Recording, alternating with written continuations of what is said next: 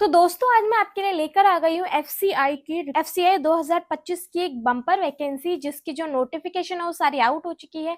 हाँ, लेकिन इसकी जो अप्लाई करने की डेट है वो जल्दी आपको पता चल जाएगी, क्योंकि अभी वो ऑफिशियली नहीं बताई गई है। लेकिन सारी चीजें बता दी गई है कि पोस्ट क्या क्या है, वैकेंसीज क्या क्या है, उसके बाद आपका सिलेक्शन प्रोसेस क्या होगा, आपका एग्जाम पैटर्न क्या होगा, आपका सिलेबस क्या होगा, सारी चीजें इसमें बताई गई है। तो मेरी वीडियो को लास्ट तक देखिएगा, स्किप बिल्कुल मत करिएगा, क्योंकि अगर आप स्किप कर देते हैं तो आपको बहुत सारी ऐसी जानकारी नहीं मिलेगी जो कि बहुत ज्यादा जरूरी है इस एग्जाम को पास करने की। तो चलिए मैं आपको सबसे पहले बताती हूँ यहाँ पे ऑर्गेनाइजेशन क्या है। तो ऑर्गेनाइजेशन यहाँ पर है एफसीआई की, यानी कि फूड कॉर्पोरेशन इंडिया की। ये है 2025 की रिक्रूटमेंट, जिसमें टोटल वैकेंसी तो बता इसमें टोटल वैकेंसीज यहाँ बताई गई है 33,566। तो इसमें जो टोटल वैकेंसीज बताई गई वो 33,566 है। और उसके बाद ये जॉब की जो कैटेगरी है मैं आपको बताती हूँ कि ये गवर्नमेंट जॉब है। और मैंने आपको बताया दिया कि रिलीज डेट जो है इस नोटिफिकेशन की वो मार्च 2025 है। बाकी ये कब आप इसकी फीस आपका आप अप्लाई कब कर देंगे, इसकी लास्ट एप्लीकेशन सबमिशन क्या है, सारी चीजें, इसका जो एफसीआई एडमिट कार्ड है वो सारी चीजें जल्दी पता चल जाएगी, जो कि बहुत जरूरी बातें होती है मैं जानती हूँ। लेकिन उससे भी जो बातें उससे जो जुड़ी हुई जानकारी है वो भी बहुत जरूरी है, जो मैं आपको इस वीडियो में बताने वाली। तो चलिए सबसे पहले हम बात करते हैं यहाँ पर कैटेगरीज की वैकेंसीज की, यानी कि कैटेगरी 1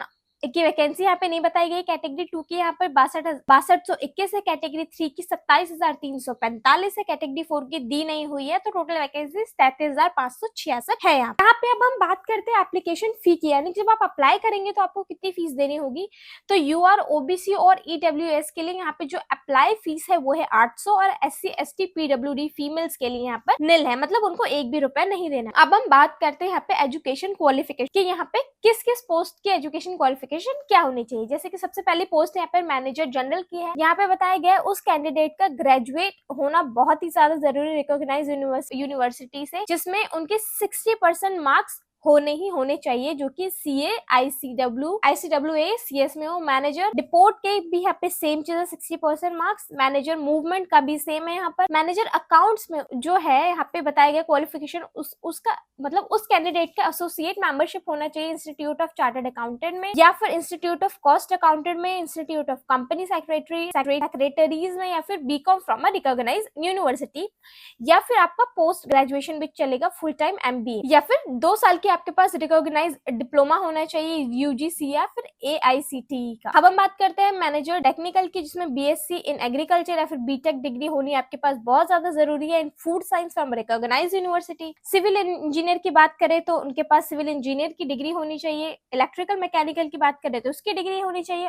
और मैनेजर हिंदी की बात करें तो मास्टर डिग्री होनी चाहिए हिंदी विद इंग्लिश की एक रिकॉग्नाइज यूनिवर्सिटी से, और 5 साल का एक्सपीरियंस होना चाहिए टर्मिनोलॉजी वर्क में इन हिंदी और ट्रांसलेशन वर्क में, फ्रॉम इंग्लिश टू हिंदी और हिंदी टू इंग्लिश, और साइंटिफिक लिटरेचर। अब हम बात करते हैं यहाँ पर एज की। एज यहाँ पर मैनेजर की एज यहाँ पर 28 बताई गई है, और मैनेजर जो हिंदी के मैनेजर की यहाँ बात करी गई वो 35 साल बताई गई है। और एज रिलैक्सेशन यहाँ पे देखिए दिया गया है, ओबीसी का 3 साल, SC ST का 5 साल, मतलब ये सारी चीजें यहाँ पे बताई गई है। आप देख अब हम आते हैं सिलेक्शन प्रोसेस देखिए, मतलब आपका सिलेक्शन प्रोसेस कैसे होगा पोस्ट का। अगर हम मैनेजर की बात करें, जिनमें general, deport, movement, account, technical, civil, electrical, mechanical, सबका यहाँ पे ऑनलाइन कंप्यूटर बेस्ड टेस्ट होगा, इंटरव्यू होगा, और उसके बाद ट्रेनिंग होगी। और मैनेजर का भी यहाँ पे ऑनलाइन कंप्यूटर बेस्ड टेस्ट और इंटरव्यू। एग्जाम पैटर्न की अगर हम बात करते हैं तो यहाँ पर सबसे पहले जो फेज 1 होगा उसमें आपको ऑब्जेक्टिव टाइप यानी कि मल्टीपल चॉइस क्वेश्चन होंगे, जिसमें आपको हर क्वेश्चन के लिए 1 नंबर दिया जाएगा, और रॉन्ग आंसर्स के लिए आपका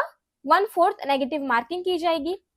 अगर आप कोई भी आंसर छोड़ देते हैं, मतलब गलत देंगे तो आपकी नेगेटिव मार्किंग है, लेकिन अगर आपको नहीं आता है, आपने छोड़ रखा है, तो उसको कोई मार्क्स डिडक्ट नहीं होगा। तो शायद यही बेस्ट ऑप्शन है, अगर नहीं आता है तो मत करें। और जो भी मार्क्स आपके फेज 1 में आते हैं वो फाइनल मेरिट रैंकिंग में बिल्कुल भी कंसिडर नहीं किए जाएंगे। अब हम बात करते हैं यहाँ पर कैसे क्वेश्चंस आएंगे। अगर हम सबसे पहले हमारे पास है इंग्लिश लैंग्वेज, जिसमें नंबर ऑफ क्वेश्चन 25 और मार्क्स 25 है, जिसमें आपको 15 मिनट दिए गए होंगे, यानी कि आपके टोटल नंबर ऑफ क्वेश्चन यहाँ पे 100 आएंगे, और मैक्सिमम मार्क्स 100 है, जिसमें आपको 1 घंटे का टाइम मिलेगा। और मतलब सब्जेक्ट यहाँ पर English language, reasoning ability, numerical aptitude और जनरल स्टडीज है। जनरल स्टडीज में लोग कंफ्यूज रहते हैं कि बहुत सारी चीजें जनरल स्टडीज में पढ़ने के लिए, तो यहाँ पे क्राइटेरिया फिक्स करा गया है। जनरल स्टडीज में आपको पढ़ना है Indian history, Indian economy, geography, general science जो कि 8th क्लास तक है, और उसके बाद 20 क्वेश्चंस आएंगे आपके करंट अफेयर्स के, जिसमें से आपको 5 क्वेश्चंस अटेम्प्ट करने होंगे। उसके बाद हम बात करते हैं यहाँ पे सिलेबस की। सिलेबस क्या क्या आएगा यहाँ पे? सबसे पहले इंग्लिश लैंग्वेज है, जिसमें देखिए reading comprehension, clause, filler, sentence, errors, paragraph. उसके बाद रीजनिंग में दिया गया है पजल्स, डायरेक्शन, ब्लड इनइक्वालिटीज, जो लगभग समय सेम ही होता है, मतलब जो सिलेबस है ये अक्सर सेम आता है इन सब्जेक्ट से। न्यूमेरिकल एबिलिटी में डाटा इंटरप्रिटेशन होगा, number series, data sufficiency, mixture of alligation. General studies में करंट अफेयर्स, मैंने आपको बता दिया, national, international, Indian geography, history, constitution, ये सारी चीजें। उसके बाद यहाँ पे कट ऑफ वगैरह दी गई है, आप यहाँ पे देख लें। तो मैंने आपको सारी लगभग जानकारी दे दी है। बाकी ऐसी और जानकारी के लिए मेरे चैनल को सब्सक्राइब करना बिल्कुल ना भूलें।